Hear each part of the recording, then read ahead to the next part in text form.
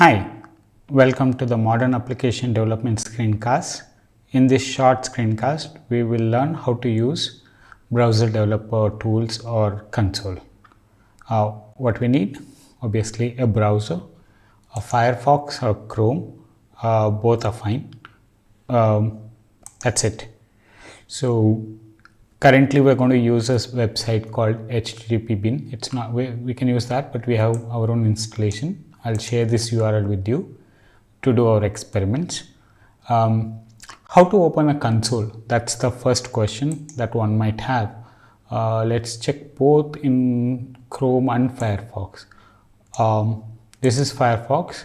You could go to Firefox menu, go to more tools, and then you'll get many tools here. The first one is web developer tools. Click that and that should open your web developer tools. Similarly, in Chrome, you can go to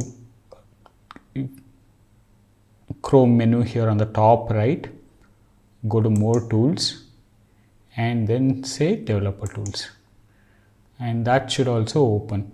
I've opened it on the side here. You can adjust it, you can place it wherever you want by clicking on these three dots and selecting the dock. You can make it come to the bottom and adjust the size. So this is called developer tools.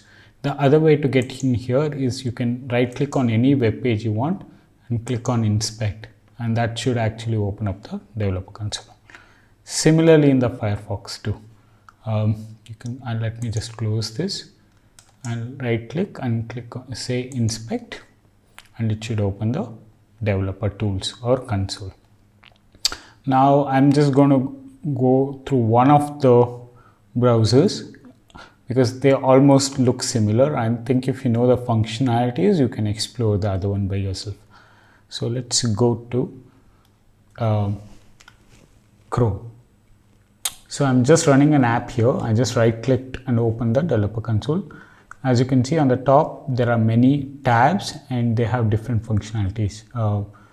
There is inspect, which is when you click on that, and if you go to any of the HTML elements in the document, it will open the corresponding HTML at the bottom console to show which part of it is what.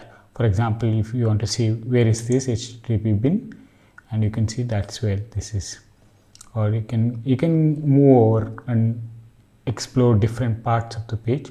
And similarly, you can go in the code and select the same on the top. Like for example, if you see that, it will go there. Or if you check that or click on this, you can see on the top section that the corresponding HTML is highlighted.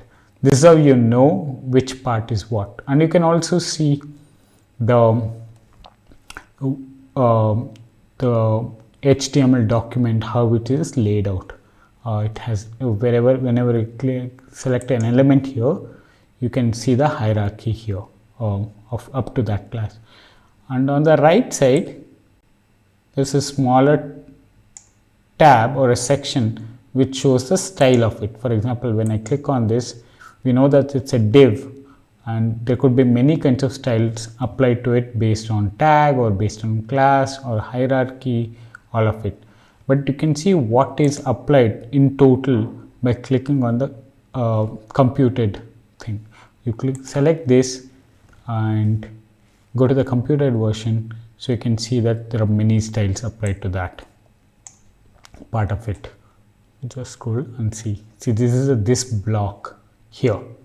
So if you click on this, there could be style based on information content wrapper, could be style based on div, could be style based on many other things, but totally the whole style applied is here, and which is already applied.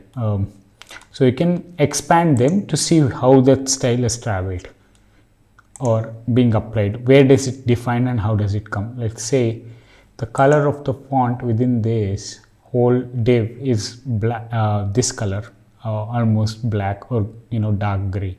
If we expand this, it says it comes from a based on .swagger UI which is a class. So you can see that this comes from its parent, from this, but the same thing applies. It's because it's a child of this division. So now if you click here, this when you scroll over this, it leads to this arrow. If you click on the arrow, it actually takes to the style. So you can see that there was a class defined Swagger UI. The font family is Open Sans and sans serif, and the color is this. Now you can experiment here too. You can switch on and switch off, or you can change the color too. Like for example, I can change it here to a different color. Let's say green, and it becomes green. And if it's not overridden, then it would become green here. But now currently it won't get, because it's gotten overridden. Like if I go to here, it has been applied. Let's see. Oh, so I think there is a change. Now we are at this level, but there's no text at this level. Let's go to the actual text. There is this, right? If I right click and say inspect, it takes me to that paragraph. That paragraph thing is overwritten. Let's go to computed of this paragraph. Okay, so it's been overwritten by this color or this style. So that's why it's a cascading style sheet, right? So now if I click on this, it takes me to different class, which is these are the so many styles defined, and the same style applies to all of them. So Swagger UI dot info and lis under dot info, dot Swagger UI class again, and dot info dot p. So the whole thing is dot Swagger UI dot info under dot info li under Swagger UI under dot info a paragraph. So that's what is getting applied here, this one, right? So now if I change this, let's say to green, you can see that the color has changed here to green, right? That's the thing. Or if I make it red, it becomes red here. So this is how we can experiment and try to see whether what style is applying and stuff like that, right? So this is both inspect and elements. You can see the structure of the document and refer with respect to the browser rendered version here on the top, and then see the computed version of the style and go back to what specific style is applied. You can change the style here, or you can even apply your own style if you want to create a new style element. For example, you can click here and create a new style element based on it, and then give your own details and experiment like that. So that's these two tabs. Now this one here, it shows a toggle device toolbar. So if you want to see how your web page looks in different types of browsers or devices, you could use that. Now this one says it's a responsive screen, but the screen size is this. You can also say how this would look in, say, in Pixel 2. That's how it would look in Pixel 2. Or let's say iPad Pro, this is how it looks in iPad Pro. So you can do all that kind of experiment, and then see if your page looks nice, doesn't look nice, and stuff like that, using this toggle device toolbar. Next is console. Console is like our CLI, where if you print something in the program, it prints to the terminal. This is like that. This is like a terminal. You could do something. You can run JavaScript from here. For example, if I press alert, hello, it actually runs. If you press enter, and you can see it is running. So this is like this is called console, but this also, you can also run program from here. So like many know, one of the best ways to debug is actually print to console, right? You can do printing your JavaScript variables or attributes or values to console, so that you can see them here, and it helps to debug. the most often used statement or the logging statement is console.log. You can use console.log, and you can pass like a message, for example, hello. It actually prints that, right? And there are other ones too, like console.error to print error, console.warning to print warning, etc. For example, if I put error,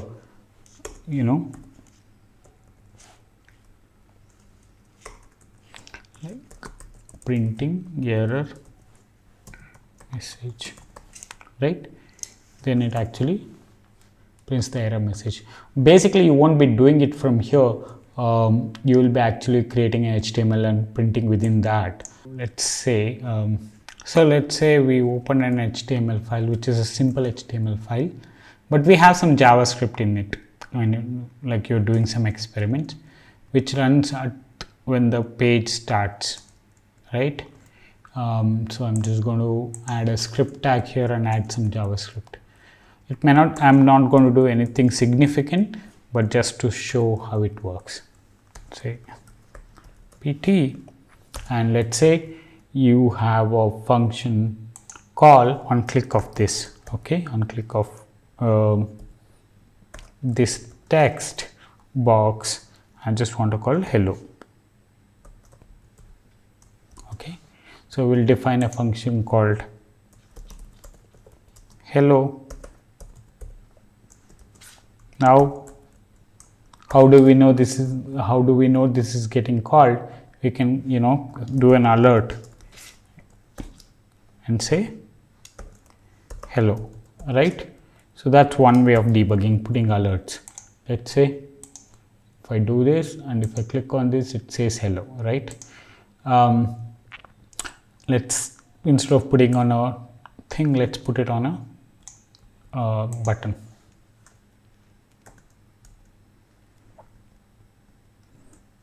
It's more intuitive.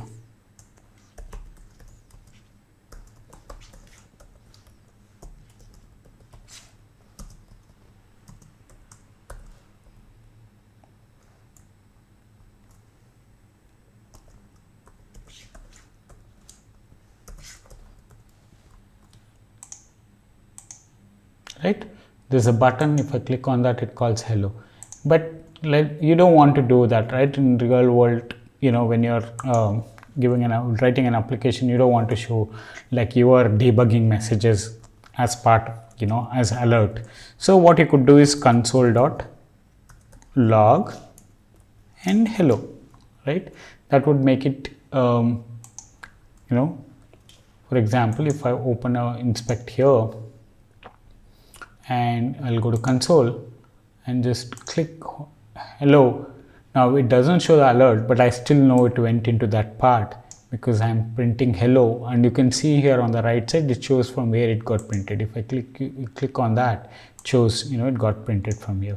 So this will surely help you to debug a lot. This is mostly you're going to be using on and off every time. Then you can use different kinds of types of logging. Sometimes you just want to do console.error. If there is an error and you want to see it in your logs, or let's say you want to do warning, you could do warning,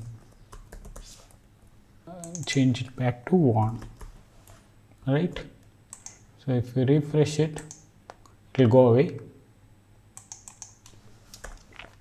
I'm just going to refresh it again. Click on yellow. So here is your error. Here is your warn, right? Warn actually shows with this and yellow, and the error shows with red. It also shows actually which event triggered from where and which line triggered it. So that's how you debug things. Now it can do many other things. It can also measure the time, right? If you're doing something like intensive and you want to measure how much time it took in this JavaScript function to do that, like you can start a timer here by saying console.time, and you could end the time once you're done with your work, maybe at the end of the function. Here now we are not doing anything significant, but let's assume that we want to know how much time it took to log all of these 3 statements, right? I'm just going to save, and if I refresh it and when I run it, you can see that the value or the difference it took, time it took is 0.76 milliseconds from here to here. So this is very useful if you want to measure the time. There is another function called console.table, which also helps you print the objects. Let's say you had an object where x is equal to, let's say we had a name,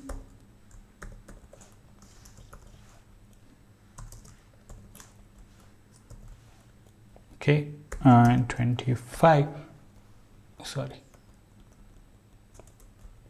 okay, and then we had, like, let's say if it was multiples of them,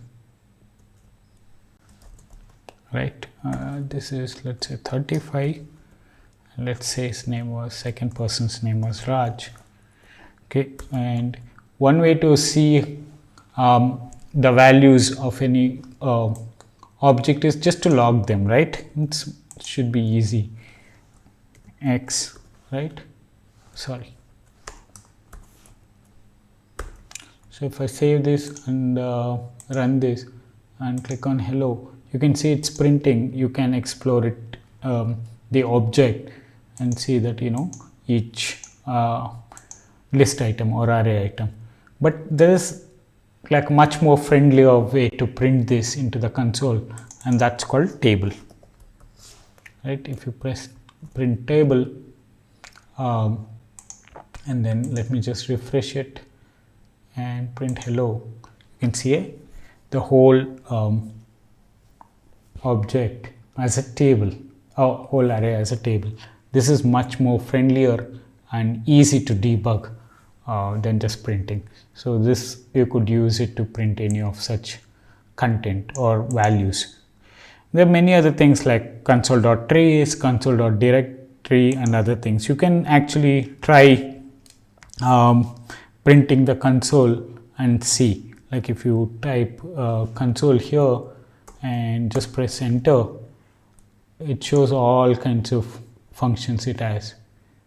You can see that it has assert, clear, context, count, count reset, debug, directory. Each one will tell you, you know, details of it, what arguments it takes, and then you can explore some of them, for example, right? So you can also do, for example, console.clear, right? It should clear all the things we have printed until now. There you go. So that was console and how to use it. Sources with a tab is pretty much simple. It shows content of the HTML, source of it. If there are other contents like JavaScript, CSS, and etc., you could see them too. For example, if I go here, let me just go to the application that we had opened earlier. I'm just going to refresh it. Go to source. You can see here different types of sources, like HTML source. If there are other static images or JavaScript, you can see the source of it. You know, color formatted with, you know, line numbers and stuff like that. You can pretty print, as in it makes it more readable and easier to read. You can also do, I'm not going to go through that here, but you can also set up breakpoints. For example, I can set up a breakpoint here and then run through it and pause the execution and all of that. I'm not just going to, I think you can keep it as a self-learning thing, how to use debugger inside this sources tab. You can see all the things that has got downloaded. Next one is a network tab, which is much more interesting and very useful. It shows all the network connections that has been made and that has been downloaded, and it's getting shown. For example, if I go to this page, there is only one network actually connection, which is loading of HTML, shows headers and things like that. But if it's a complex application, there could be many components. There could be JS connection, download, CSS, image, other medias, fonts, and etc., and also Ajax requests, right? So you can see here, all to load this page, so many network connections has been made, and the content has been downloaded, only then it got rendered or something. So to see each content, how much time it took, you can see in the time column, and the size of the content is size of the downloaded amount of bytes, 9.6 KB here. And then you can see the waterfall as well. Waterfall tells you how the whole process went. It got queued first, then it got stalled, then did a DNS lookup, got the IP address and how much time it took. Then the initial connection took 45.63 milliseconds, and then SSL, because you need to do key exchange and get the SSL, it took so much. Then request was sent, then you waited, and then content was downloaded, and then it got rendered. So this whole thing, you can see this 1.29 seconds, what all happened. That is what you can see in the waterfall. It's the same thing for any kind of content. For example, this took 13 milliseconds, and we can see what all happened, right? Similarly, in this you can see it's 1.29 seconds, and waiting point was 1.23, stuff like that. Okay, you can see the same thing for all kinds of requests. There is other interesting things. You know that when the request is sent, there are certain headers are sent, and then there are response, there are headers and stuff like that. So any request sent here, you can click on it. It will open a tab next to it. I'm just going to close the lower section. So it opens up a small section here next to it, which shows the first one is the header. You can see here it shows request is sent to this URL, request type is get, status code is 200, means all okay, good. IP address of the remote connection is this, and which port, 443, which is HTTPS, and any other policy, reference policy. And then this was the request. And then what are the response headers? So response headers were set by the server. These were the response headers, like interesting things like what is the content size, content type, which is it's sending HTML. If we see the font CSS, then the content type will be CSS, for example here, text class CSS. And if it is gzipped, compressed, then it will show that, and then it will show when it was generated and when it will expire, the caching will expire, and many other things. So this is an interesting things to see, and what all sent and got. Now let's do like one of the post or get request. Let's do one post request and see how it gets sent. I'm going to open inspect. I'm going to open it on the right side to make it easy to view like that. I'm going to go to network, right? I'm going to be in this section when I make a post call, right? When I click on try it, then click on execute, which will send a post request to this server, right? Okay, click on request. So you can see that it sent a post request, which is equivalent of this curl request. Let's say it's here, you can see it's a post request, and request details are here, right? Post 200 and stuff, response header, request headers. Then you can see preview the response. This is the data it got sent. You can see that response has all of this. It's the same thing here. If you want to see non-previewed version, the raw content, you can see here. Who initiated this call? It's this page, and and the timing part of it, like we saw before, right? Now one more thing is here we are saying headers. We are not actually sending any data. As you can see, we are not sending any data. We could actually send some data and see them here too.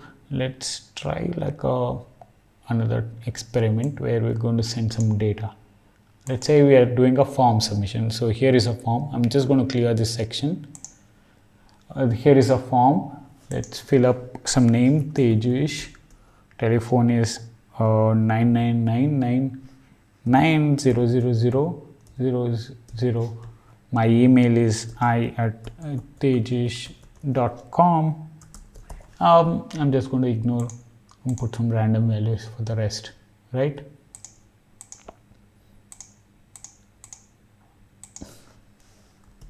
Okay, now when I submit, it does a post request here. Okay, so let's do that. What did it say?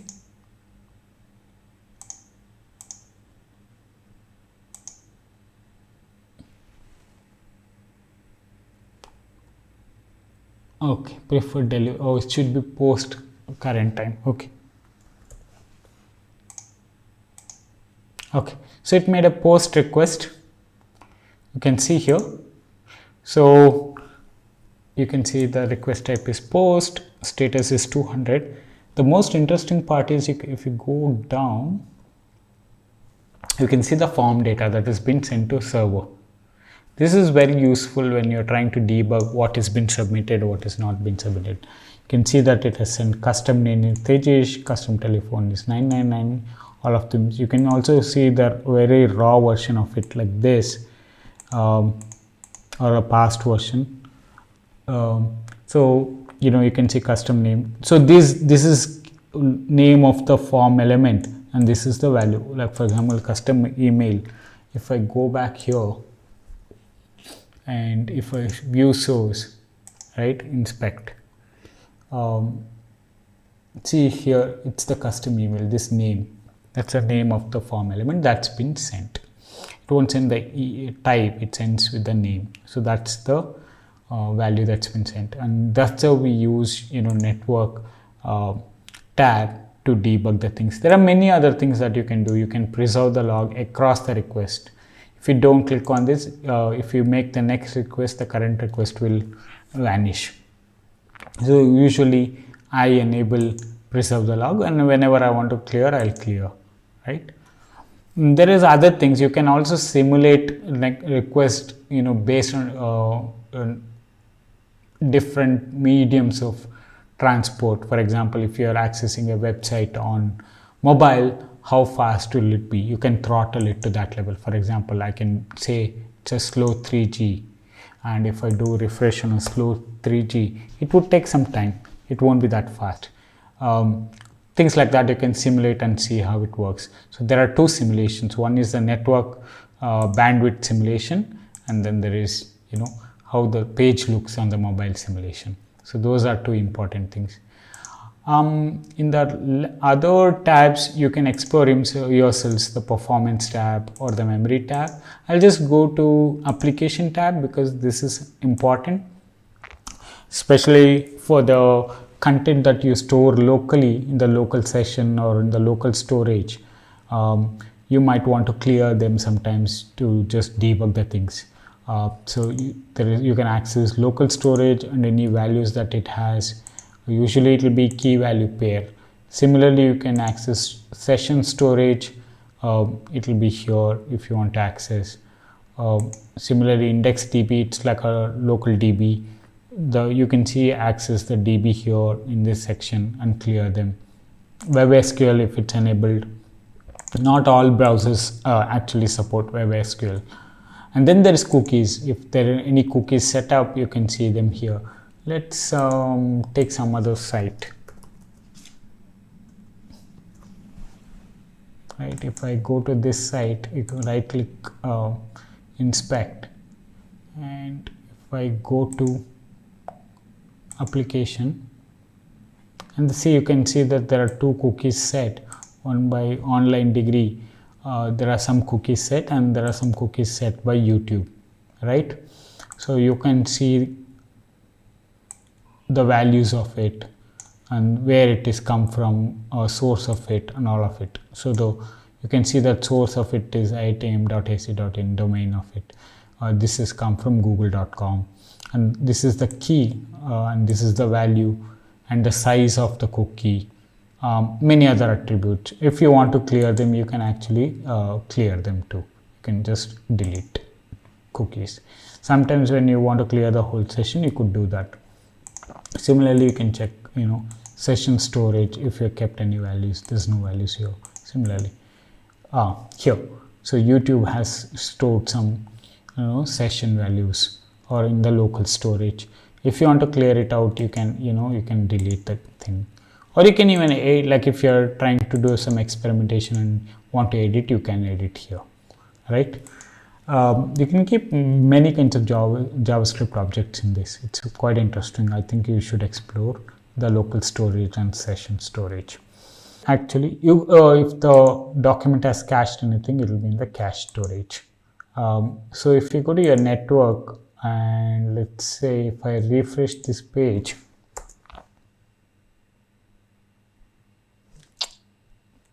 so some of it might show where it is. Some of them may not get loaded again because it would have been already cached. So here it is. It's served from the local disk cache. So there may not be any network traffic for this because it's actually from the local cache, and you don't need to get it again. So that also you can see. So these are the interesting things that you can see using the developer console. Now you should understand that web is made for creators. Browser is as much as a tool for developer as much it is for an explorer of the web. If you're a web developer, there's a whole set of tools under developer console to use for daily basis, and it's a lot, and I have very less time to cover it. I think you should explore by yourself. Spend a couple of hours. I'm telling you, it's worth your time. Thank you for watching this episode. Bye.